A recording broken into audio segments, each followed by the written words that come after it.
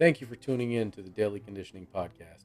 In this episode, we discuss pivoting in a changing environment. We'd love to hear your comments, and please don't forget to like and subscribe. And without further ado, here's the show. Good morning, man. How you doing? I'm doing great, brother.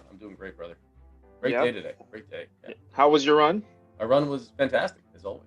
Well, actually, no, I shouldn't say as always, but at the end of it, it's always good. During it, sometimes it varies, but today, during the run, it was very good. I had a good run this morning. All right. Yeah, I was supposed to run this morning. I didn't. I don't know, man. I got to get out there. It's so important to go out and just like make sure you start your day right? Not just make your bed. I always hear like people say, hey, you got to go out and get a run in or go exercise because it just starts your day off way better. You got to do something that is challenging yourself like to some degree, and that you're getting some progress from it. I mean, listen, making your bed is great. There's other things you can do as well, but just you're doing some type of progressive thing. You're taking some type of progressive action and taking action as opposed to being stagnant. All right, so I want to welcome all our listeners today.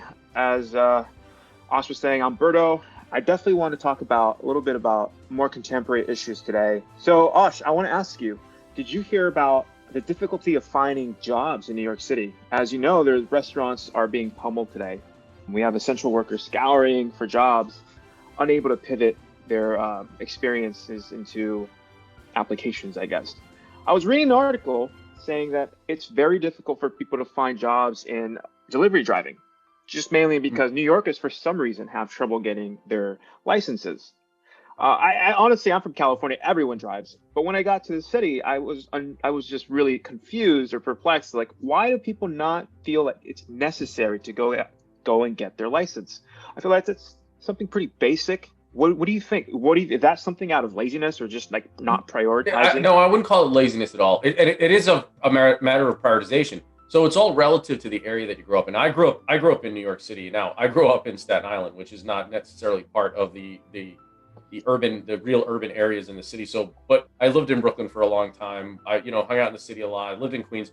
I lived and traveled all throughout the area. The thing is, if you're in certain areas, it's just the convenience of having a vehicle. There's a way, a balance, right? So convenience of having a vehicle plus a necessity. You got to balance those things. So like, it's great to have a car to go somewhere. You live in Brooklyn, you live in the city, you live in parts of Queens, and even in the Bronx, where you can't find parking. Yeah. Where if you drive somewhere, you're going to have trouble finding parking there. And then when you get home, you're going to have trouble finding parking there.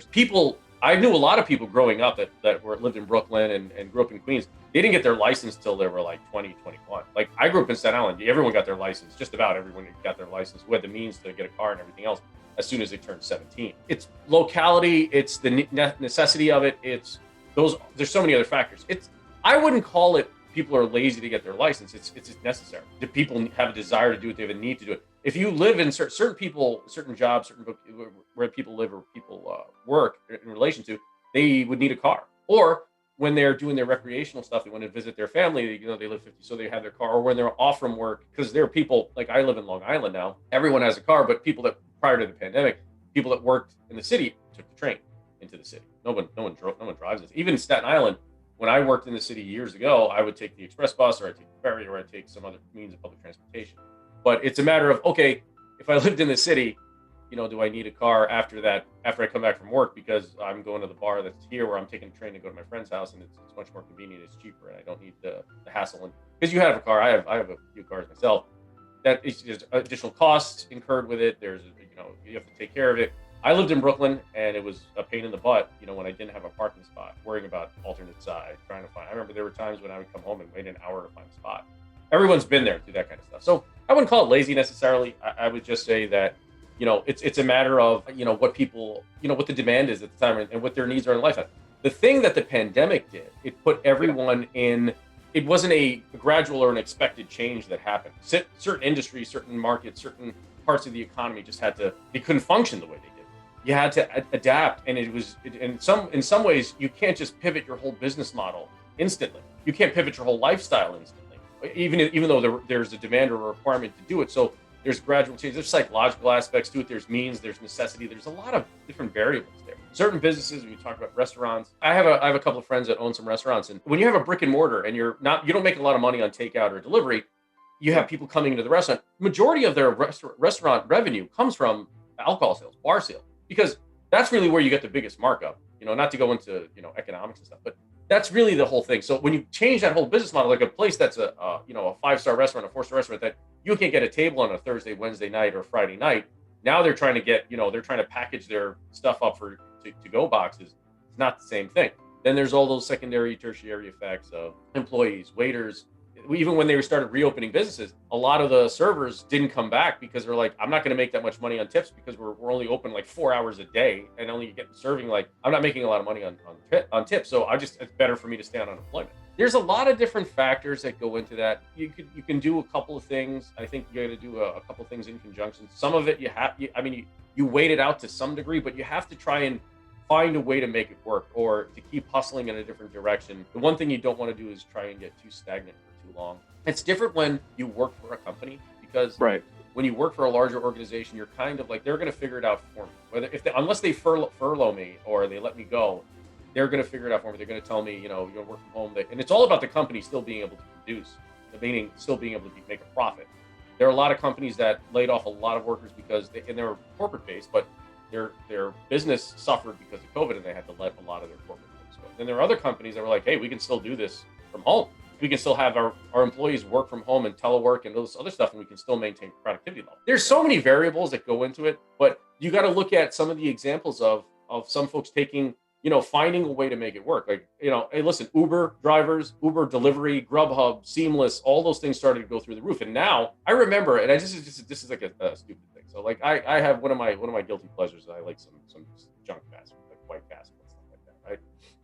And it's on occasion I'll eat the stuff. The thing is, I like to get it delivered because it's kind of far from my house, like to go there. It's not like it's super inconvenient, but I'm not driving. Wait, what is this? White Castle. Like, so there's a White Castle, right? So now when I get to the point here, so prior to COVID, you could not find too many places that delivered it. There weren't, you couldn't find in certain restaurants, certain fast food restaurants, other restaurants.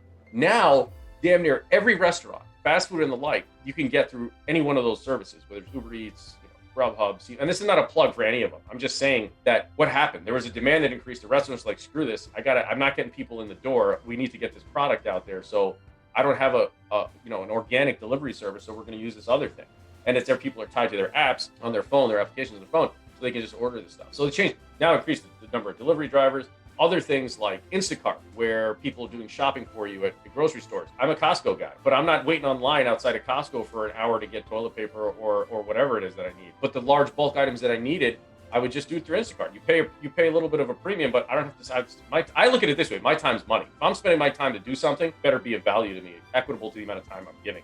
So I'll pay an extra 15%, 10% of Instacart to get my stuff. There were different avenues there. Now, for other existing businesses that were functioning, that really got shut down because COVID said you can't have your business running anymore because it's too much. Like my brother's dance studio, PMT House of Dance in New York City, and that whole industry was severely affected by it because they had no avenue or recourse to try to figure out how they were going to reopen, and they kind of just followed the protocols. And initially, when it first happened, they had to shut down. When they weren't deemed an essential business.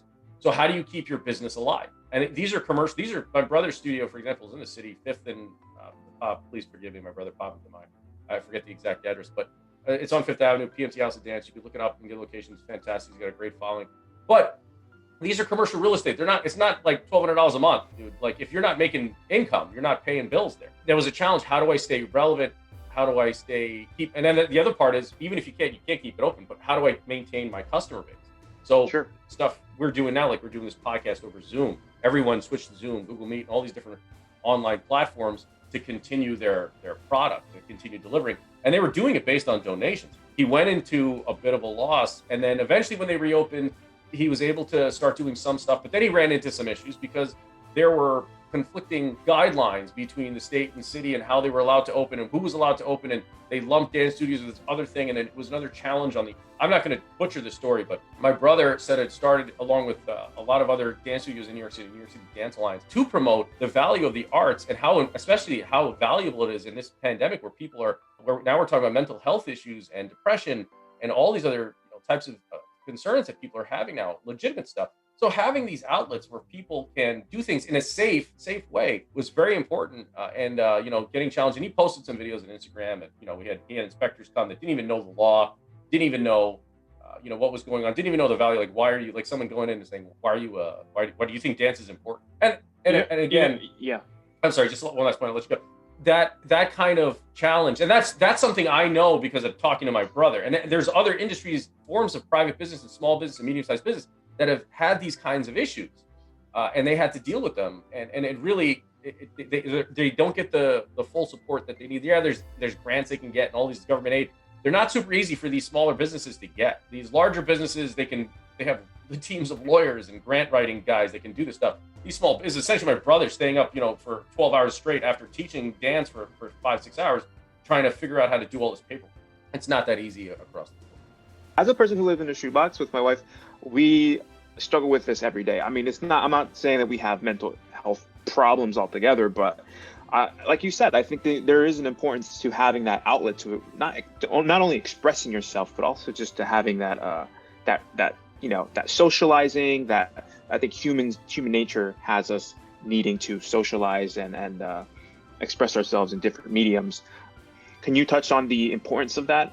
Elaborate on that. It's about socializing, right? We're social creatures by nature. That's who we are. We're social creatures. We look for people. Now, everyone has their different requirements or requisites for the degree of socialization. When I was younger, I had a lot larger circle of people that I interacted with. As you get older, you tend to draw that down a little bit, and that's normal because you tend to focus more on your priorities. That's your work, your career, your family, and that doesn't always line up with other folks all the time. So the guys I would hang out with, Monday, Wednesday, Friday, Saturday, Sunday, now maybe I see them once a month if I see them at all. There are those factors to consider as well. But look at it this way. So this is what we talk about. A lot of people say the new normal. It's not normal. This is not normal at all. This is a change from what we consider normal. I wouldn't want to call it the new normal. It is a temporary situation. So the normal is us being able to do those things freely, openly, not worrying about wearing masks, not worrying about getting somebody sick, not worry about getting sick ourselves, about something that's this dire. We have to find those outlets, and that's important. Finding those outlets however we can, and being reasonable about it. Because here's the thing, and you notice this, you can speak and I can speak and everyone listening can speak this. Everyone has different takes on how they've been reacting to this COVID as far as socializing with other people, interacting with other people. Everyone's got some bubble that they have, whether it be like it's me, my family, or me, my family, and this group of friends. Everyone's got their own thing, but you have to be at the same time respectful for other people. Like you can't try to force somebody out of their bubble or try to force somebody into your bubble, whichever that may be, or it could be a physical bubble, or a thought bubble. Like everyone should stay home, and you shouldn't go visit your family because I don't go visit my family, or you shouldn't do this and you shouldn't do that, or you should do this and you should. Just be respectful for others. There's not much is going to come out of fighting against this level of pandemic. What's essentially a pandemic mean? It's just a great level of fear, right? It's just everyone is kind of panicking in the sense pandemic. It all comes from the epidemic. All these things, it's a degree and level of fear that's been propagated. It's not about it being right or wrong. It just is. So you deal with it, and that's where you have to find those outlets. And people want to, socialize. People want to go to bars. People want to go to restaurants. You have to find ways to do it in a responsible way. And it's a challenge because even it was great, I think for some people, and I'm going to say great in that context, like, oh, this is great, COVID happened. No, some people looked at the positive side of COVID. So they're like, I'm home more with my family. I get to work from home. So I'm spending more time with them. And it's great. But then after a while, it's like, I miss going out. I miss my friends. I miss some of these things or whatever. You have to find those outlets. Yeah. And, going back because, hey, it is what day is it today? It's December 23rd. People are getting vaccines. So pretty soon we're going to be out and about. I just want to go ahead and go back and touch and just make sure that these gig workers that, we're able to pivot and, do delivery or do Instacart, be ready because you might have to go ahead and get your job back pretty soon. We're going to go back to normal. That's the hope. I think that's going to be gradual. I don't think it's not going to be like hitting a light switch, man. Like people don't react well to immediate changes. There's going to be people, you could have 60% of the population vaccinated, just for argument's sake. Say you had 60% of the population. There's still going to be people walking around with masks. There's still going to be people that are going to be not going out. There's still going to be fear is one of those things that is very difficult to just simply wash away. You don't just boom. It's easy to turn that on. You could turn fear on in a heartbeat, but to take it away is not so easy. Not so easy, especially when people have been, heavily conditioned by the media and all these other outlets that are just nonstop, just piling this stuff on. It's one of those things where, you have to just look at it with, whatever your situation is. Let me rephrase that. Whatever your situation is, you have to try to find the positivity that exists there. You have to try to find things to be grateful for, things that you can work on and progress from. Because if you don't, all you're going to do is focus on negative things, and that's all it's going to keep perpetuating into your existence.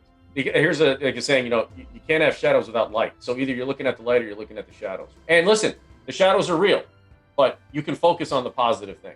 That's why this, with all this pandemic stuff happening, similar circumstances have happened to numerous people, different people, and their reactions are very different because their mindsets are different. The way they're interpreting things are different.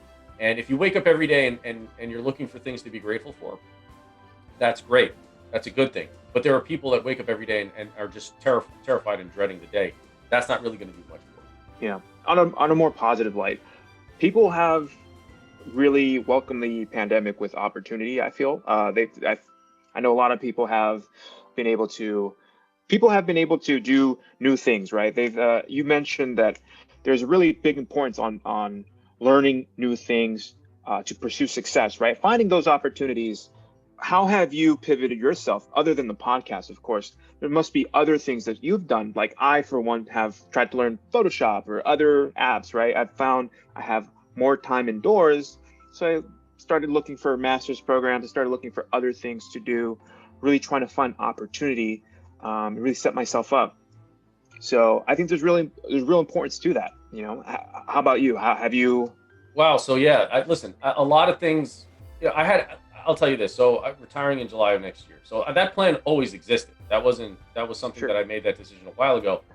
When COVID started, my current assignment, which I'm on terminal leave now, but the current assignment that I'm a chief instructor at a schoolhouse, an Army schoolhouse. So my course schedule of teaching was pretty packed from, the middle of March. In fact, Berto, we talked about it. You were in the last class I taught, formal class I taught back in March, right before the entire shutdown occurred. And so March, I was packed. Part of April, May, June, I was nonstop. And then when everything happened, everything got canceled. And I love teaching, and I love those aspects. I love that aspect of my job. That's the thing I love. And that was something that I'm going to continue to do even post-retirement. I have, outside things that I've been doing outside of the Army as a soldier, but I've been doing it outside, and I hope to continue those relationships. I was like, well, what can I do now? I can't. The thing that I love to do, speaking in front of people, is not possible because COVID's happening. So the first thing I did, I started my blog. I was writing for some time, but I said, well, instead of trying to publish a book, let me just put it out there. Then the next thing I did was these were things that breaking my paradigms that I had. These were things that I got on social media. I was after I was turned 40. I never touched anything on social media, but I realized, all right, I'm getting out of the Army. I'm doing something else. I'm putting myself out there. So I have to actually do that, put myself out there. And I started that, experimenting with that process, figuring those things out. And then, I couldn't speak, I couldn't teach. I had like three or four teaching engagements. We rescheduled 2 classes in the Army. I taught one course with FDNY, Battalion Leadership course, which they've been great enough to ask me to come and do. I teach Army leadership at the Battalion Chiefs course for the Fire Department in New York City. That was the second course I taught with them, Battalion Chiefs course. It was a great time, great group of guys I worked with. And then, but that was it. I taught like 3 times in a formal setting. So I said, what else can I do? Got together with some other buddies. We started a podcast, and I connected with you, Berto, and I said, hey, let's do this. And it's one of those things where getting out of your comfort zone, like, the first time I did the podcast with the 3/8s, I did a podcast with two other Army E8s. We all kind of grew up together in the Army together. It was the first episode was just me and Carlos sitting around. He just hit record on his cell phone, and then next thing you know, that night he dropped it on Spotify.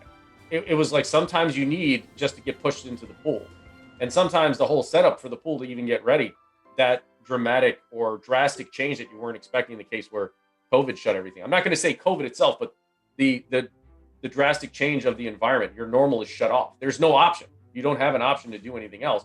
That the thing that you wanted to do. So what do? Do you sit there and wait? Do you stagnate, or do you start to develop, try to figure something out? Process doesn't have to be perfect. It just has to start. The process will perfect itself through you getting the experience and making the adaptations and trying to, moving forward towards it.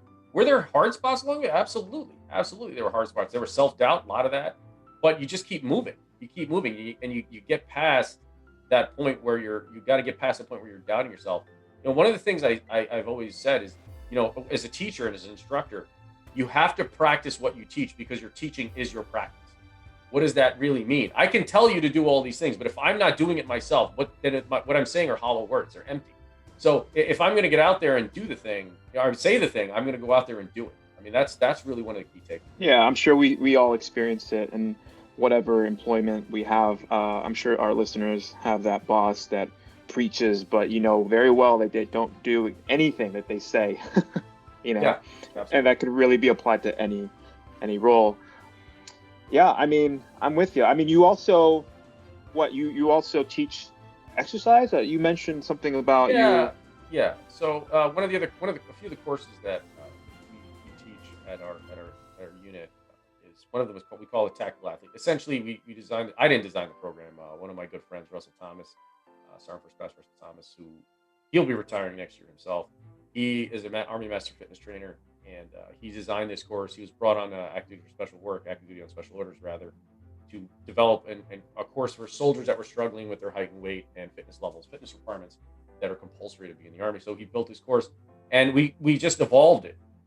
Yeah. As we went, you know, I would teach some of the running stuff. We brought in a physical therapist. She's fantastic, and a triathlete, Major Carol Heiser. She came in and brought some elements of the course. I would teach some running. I teach goal setting, sports psychology. That was the thing. You know, I'd give them the boiler room speech right off the get-go. And then we'd sit there and we'd coach them, you know, mentor them the whole thing. It's not like, you know, we just make them do 1,000 push-ups and call it a day. We give them the tools they needed, be it nutrition, mindset, you know, training methodologies, to kind of help them get there. And I love doing that. And I still came in and taught. I'll still come in and teach with that class because I love it. I love interacting with those folks, and I love helping people that want to be helped. I don't try to go and, you know, hey, oh, you're doing this wrong, come here and do. No, I don't do that. That's not my bag, man. I'm not trying to tell somebody you got to do the thing that I do. If someone asks, I'll give them some advice, but I'm not going to tell them to do what I do. I'm just going to tell them that I do what I do, not because I'm telling them that I'm better than them and that they should do it. And what I'm saying is, if my dumbass can do it, anybody can. I'm not a superhero. I'm not a superhuman, you know. And that's the thing. If you get to that point where you can get someone to realize how can they access their potential, you know, and you can show them that, and then you can give them examples and you can guide them and coach them through it, and eventually they get to the point where they can do it on their own. That's really the goal. And you know, we're gonna move on. Really well said. But I want to hear your thoughts on parents during the pandemic. You have one son, right? Yeah, I do. Yeah. So a lot of the struggles that parents have during the pandemic is having to go to work and have their children virtually go to school, right? That's obviously, I'm 29. I could have a child. I don't, but I'm sure there's plenty of parents who struggle prioritizing their time, especially those single parents that are out there. You know, I read a lot about how parents are pivoting. They're doing everything they can to make sure that their children get a good education. How important is time management? Time management, it's very important because it's if you look at it in the sense of, I like to look at time as a, you know, how you're using your energy, meaning how you're expending your energy through the course of the day. So time management is important because there's really like 2 or 3 categories in how you can spend your time. So one is your obligatory stuff. You made a decision a while ago to do something for someone else, so you're getting some compensation, a job, right? So you gotta obligate some time to that. And then there's another category. I always say 3 categories. The second category would be stuff that you're doing that you enjoy for your self-development, for your improvement, things that are improving you, whether it be exercise, whether it be learning, whether it be spiritual stuff where you're you know, flushing out the stress of the day or focusing on the present moment. And then there's a third category, which is pretty broad, which is distractions. Things like going to the bar and drinking with your friends or watching Netflix, which can be fun. There's things to do. You need a little bit of that too. Most of the time with most people, I shouldn't say that. I don't want to categorize, but what people tend to do is they tend to do the obligatory stuff. And then, you know, I got to do this for money, or I got to do this because they said I was going to do it. And then I'm going to spend the rest of the time in distraction mode where I'm watching Netflix and I'm, you know, hanging out, just, you know, doing stuff that aren't really benefiting me. Maybe they throw a little bit of benefit in there once in a while, but time management kind of helps you kind of focus that. There's nothing wrong with watching a show on Netflix. There's nothing wrong with listening to music and doing all these things, but you should carve out some time. I think I mentioned in our last podcast, an hour a day for a week, 1 week, an hour a day. That's 4% of your time to spend towards some type of positive self-development growth thing, whether it be fitness, whether it be, you know, learning and reading something that you enjoy, something that you resonate with, or something you want to get better at. Learning a new skill is fun. It's a challenge, especially there's not that saying you can't teach an old dog new tricks. It's nonsense. It's just a willingness to do it. How anyone can do anything. It's just can learn anything they want to. If that's the thing. They have to want to do it. They have to think it. They have to believe. It has to be important. So that's a challenge. Now, going back to parenting, which you mentioned, the first part of your question, like parenting during the pandemic or with this thing, it's a challenge because, again, it's a huge paradigm shift. These kids are, one of the main things you get from school is a socialization factor, right? Kids are going in there. I would ask this question all the time in instruction, and it vary whether it be high school or college students, or if they went to high school or if they went to college or just went to high school. So I'd ask them, I want you to name five classes you took in college, and I want you to tell me 5 things you remember from those classes. And people would sit there and say, how much time do you need? 30 minutes, an hour to write? And most of them they start laughing because they can't remember all of that stuff. It took so long ago, not that important to them, whatever. Then I'll ask them, hey, can you name which parties you went to, what kind of car you drove, what dorm did you stay in, what girls or guys you dated, who were your best friends, all this other stuff. Then they start laughing because they can remember those things. So certain aspects of, and it's not that, getting all this information is a bad thing. It's not, but the social interaction is tough. And then sitting there doing a distance learning or remote learning, whatever way you want to address it, that's a bit of a challenge for some folks. Some students, it's hard. Like for my son, he gets services. It's very difficult to apply those services with remote learning. It just doesn't work very well at all. So so our school district, we were lucky enough so he gets services. They allowed him to go back to school on a full-time basis. So he goes 5 days a week. So it's a challenge, but managing that is difficult because when you're dealing with, you're trying to do your job, whether it be you're in a conference call all day or you're doing work and then your son or your daughter is trying to do their schoolwork. It's a bit of a challenge making sure. And listen, even it doesn't matter how big your house is too. Like sometimes that's also a factor. If you're not that big, like we have designated rooms. Like I took over the guest room and it's now my office. My son goes between the basement and his room, which is directly adjacent to my office, if you will. And my wife, she works out of the living room. So we have our spaces that we're at, but we have a little bit of luxury. I would say that, we have enough space that we can spread out if, we're all doing something at the same time, like we're all on a call, but not everyone has that luxury. So that's a thing. I would expect that it's even more important for single parents, right? Because childcare issues and just trying to ensure that your kid gets to school or has the equipment necessary and you're able to access those resources. So hopefully we can get someone on our podcast one day and really give us some insights on how they're superheroing it all the way through this pandemic, because I'd love to hear how they manage their time. Actually I have one of my cousins, she's going through that herself and she's going through some challenges, but she's doing that as well. And listen, it's about support structures too. Having, if you have family around, and that's a huge thing, having close friends and family that can help you through those things. And that's some of the stuff that I've seen, and you've seen it too, Berto, and I'm sure many of our listeners have seen it as well. Communities banding together, people in their community rather banding together to help folks out that were struggling with this stuff. Even their senior citizens that live by themselves, they're just petrified and terrified to leave their house. Just being, having someone to get them their food or picked up their essentials or the family members checking on them, things like that.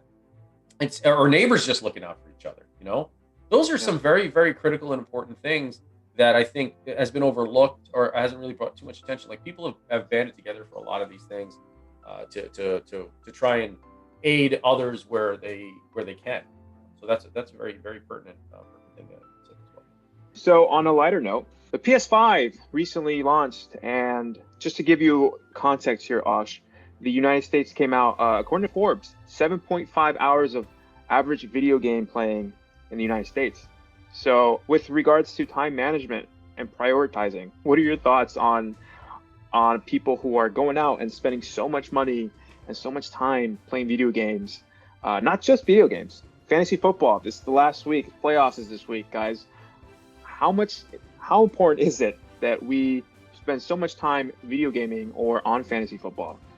Listen, I'm not going to say it's bad or it's good. It's relative to the individual. Listen, there's a whole economy built on people, doing these things. So it's not that it's good or bad. Listen, you own where you are. or be owned by where you are. So if all you're doing is playing video games or doing, but you're not doing anything for your own progression, you're not working and you're living in your parents' basement, or, you know, or you're stagnating at your job. But if you're happy with that, then you're happy with it. I'm not going to say you're wrong. I'm not going to say, it's not my place to say you're right or wrong. You just have to look at it. If you get to the point where one thing you shouldn't do, no matter what it is that you decide to do with your time, if you're going to sit there and complain about everything else around you, you don't have the right to do that, because if you're not doing the thing that you want to do to make you happy, if you're doing something, but apparently that's not making you happy because you're complaining about everything around you, then you need to do a self-check and make an adjustment. Listen, if you play video games all day long and all week long and you're happy and you're not bothering anybody, you're not complaining, whatever, then fine, be you, do you. But don't sit there and, nobody's giving me a job, or you're not doing it. You're not making an effort to do something. So, listen, everybody's got their, I don't want to call it a vice even. It's not even that. It's just people like their hobbies. People do stuff. You got to consider, you're going to manifest in your life what you do regularly. That's it. People say you become your thoughts. It's not necessarily your thoughts you become. It's the thoughts you continually perpetuate. We have millions of thoughts in the course of the day. It's the ones that you continually think, and the ones that you act on. Those thoughts that you actuate regularly, that's what you become. There are people that play video games that turn it into, it's esports now, right? There are people that make millions of dollars playing video games competitively. Absolutely. When I grew up, it was like you played a video game, like a PlayStation, or this is like back in the day, right? You have these old video games or computer games, and people would make fun of you, you're a nerd, you're doing all this other stuff. Now it's like everyone plays. Now everyone plays video games. And now they play at such competitive levels where it's quite insane. Like not insane in the sense where if you were to look at it from where it was 30 years ago, it's crazy. I was in Best Buy the other day just looking at some stuff. I bought a new computer to do more of the video and audio editing. So I was looking at stuff. I saw this monitor there, this like super widescreen like gaming monitor, and these gaming chairs, all the stuff. It's a whole business, man. So listen, if there's a demand out there and there's stuff for it, no one's putting a gun to your head and saying you better play video games or die. Like everyone makes the choice of what they're going to do.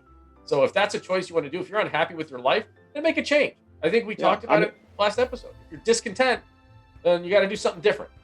I'm sorry. Right. Go ahead. Sorry. You talked about labels with me yesterday. Why don't you like labels, Osh? Okay, I said let me rephrase. Let me clarify that. It's not that I don't like labels. We all have labels. Just know that you are not your label. Labels can change. Okay. Once I was a young guy. Now I'm like an old guy, right? So labels are labels. So the idea is you're not your label. You can hold a label, you can hold a rank, you can hold a title, you can hold a position, but you're not that thing. So the idea is, why do I say that? Don't fall under your label, because now you automatically limit yourself to whatever the boundaries are for that label. So if you say someone is a millennial, you said that on the last podcast, I'm a millennial. I did, yeah. And that's why I wrote it down afterwards. But when you say that, so when someone hears that term, that label, automatically there's these stereotypical boundaries or walls that or projections that come up about what a millennial is supposed to be. And if you, even if it doesn't matter if you conform to those ideals or not, the fact that you're putting yourself in that position or you're labeling yourself in that way, it tends to give a connotation of some type of boundary or limitation for yourself. I don't like to think of labels as who we are, who we identify ourselves with. They are, who we truly are. We tend to use them to identify ourselves as those things in occasion, but you can change your label. You can. Yeah, as soon as I said it out loud and you said that to me, I was like, oh, our listeners are going to think I'm this sort of hipster wearing clothes, live in Williamsburg. Nope, I'm not that person. I joined the military. I've shot guns. You don't have to stay within that label. Of course not. You're absolutely right. Right. So that's kind of the thing where we get in these labels. And listen, there's nothing wrong with it. People make jokes and tease and stuff like that based on certain labels. But it can get pretty bad if you really identify yourself with that label. And a simple way is like, oh, well, I can't do that because I'm this age. That's the level of limitation you're applying to yourself. You've adopted an ideal and put that into your programming and said, because I'm this age, or because I'm this ethnicity, or this gender, or this profession, or this whatever, you're limiting yourself instantly. And a lot of the things you see where it's like people will do it in ways like, oh, I'm my father's son, or you don't have to act the way your mother or your father did. You don't have to be like them physically. You don't have to be like them in any capacity. Yeah. You have the choice to determine who you are going to be, both physically, mentally, emotionally, and all these things. You don't have to let labels of any kind define you, because they don't. You have to think about it this way. You allow them to define you. with that, Osh, what are your plans for Christmas? We're kind of staying close and local. We have just a couple people coming over. My cousins are coming over. My folks are staying home. My brother's staying home. Back in his house, and it's just gonna be my brother-in-law and a couple of my cousins. That's it. Small thing on Christmas Day, and listen, I'm not worried about it. I'm not upset about it. It's what it is at this moment. I love my family. I love my friends. We try to see as many people as we could in increments here and there. Every weekend we try to meet with a couple of people and maintain everybody's satisfactory precautionary guidelines. But listen, it's good though. I not to get too personal, but what do you guys eat for Christmas? We kind of mix our menu up every year. I love to cook. That's one of the things I enjoy doing.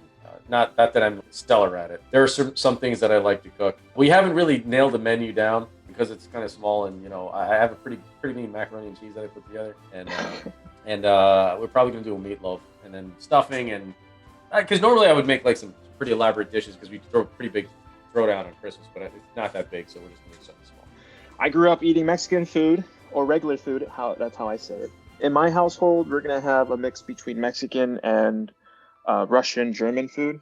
My wife, she's half German and she has a lot of Russian culture in her, but I'm gonna order in. I'm not cooking. It's just it's just such a mess right now in New York City, so we're just gonna order. And last question: do you have a song that pumps you up? A song of the day? So I have lots of songs that pump me up, and it depends. I call it my last half mile run of the run song. Like my oldie but a goodie is I kind of stick to. There's two of them that are always I kind of target towards the end of my run or my playlist when I do listen to music. One of them is St. Elmo's Fire by John Parr, which is a classic. It's an 80s song. I don't know. I like my 80s music.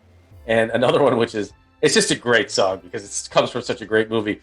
It's No Easy Way Out by Robert Tepper. It's from the Rocky IV soundtrack. Because sometimes that last half mile, you want to feel like you're doing that Rocky IV training montage in Siberia, And for sure, it's a pretty cool. But I have a bunch of songs to listen to. Give those a shot if you're doing any your physical training and stuff. It kind of pumps me up.